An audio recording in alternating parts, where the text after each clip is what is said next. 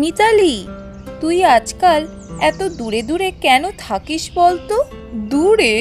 কই না তো, তুই তো আর দেখা করতে আসিস না।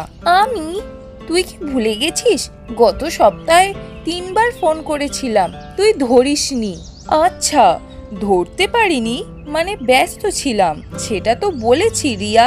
হ্যাঁ, সব সময় ব্যস্ত, আর আমার সময়টা কিছু না।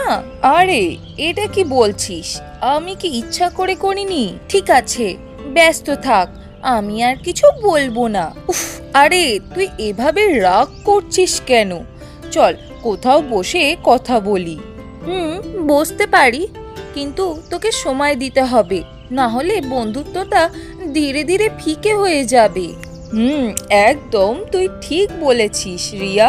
চল আজ একসঙ্গে কফি খাই, সব ভুল বোঝাবুঝি মিটিয়ে নেব।